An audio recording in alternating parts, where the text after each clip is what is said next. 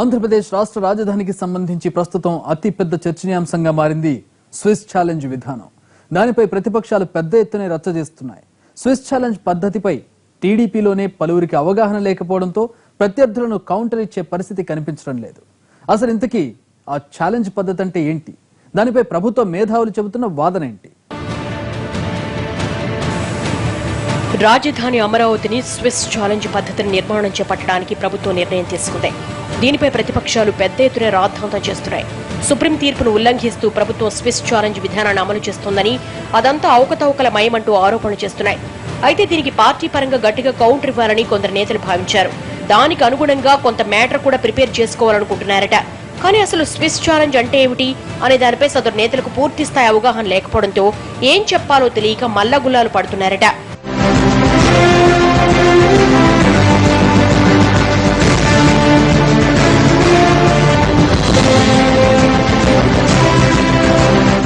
ఆ క్రమంలో Swiss challenge గురించి పూర్తిగా అవగాహన చేసుకునే పనిలో పడ్డారట సదరు నేతలు. అదే విషయం మీద ఆ నేతాశ్రీలు చర్చించుకుంటున్న క్రమంలో కేబినెట్ ర్యాంకు హోదా కలిగిన మరో నేత అక్కడికి వచ్చి చేరి పిచ్చ క్లారిటీ ఇచ్చారట.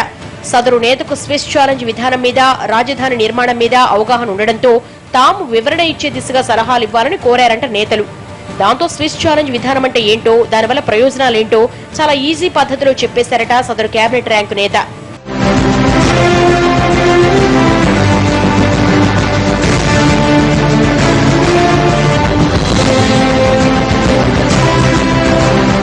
స్విస్ ఛాలెంజ్ మెథడ్ అంటే అదేం బ్రహ్మ విద్య కాదని, సామాన్య ప్రజలకు తెలిసిన చీటీపాట లాంటిదేనంటూ తేల్చేశారంట ఆ నేత.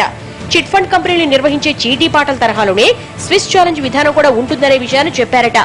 50,000 చిట్, ₹1,00,000 చిట్, ₹1,50,000 చిట్ ఇలా మొదలుకొని ₹1,00,00,000 చిట్ వరకు ఉంటుందని, వారి వారి ఆర్థిక స్తోమత బట్టి ఆయా చిట్లకు ప్రీమియం కట్టుకుని, పాట పాడుకుని, ఎలా పాల్గొని చిట్టి దక్కించుకుంటారో సరిగ్గా ఇలాగే ఉంటుందని సూక్ష్మంగా వివరించారట. స్విస్ ఛాలెంజ్ విధానం కూడా అటువంటిదేనని, ప్రభుత్వం నియమ నిబంధనలకు అనుగుణంగా ఎవరైతే బిడ్లను దాఖలు చేస్తారో, ఏ బిడ్ ప్రభుత్వానికి లాభంగా ఉంటుందో ఎంచుకుని వారికి సర్కారు టెండర్ ఖరారు చేస్తుందని చెప్పారట.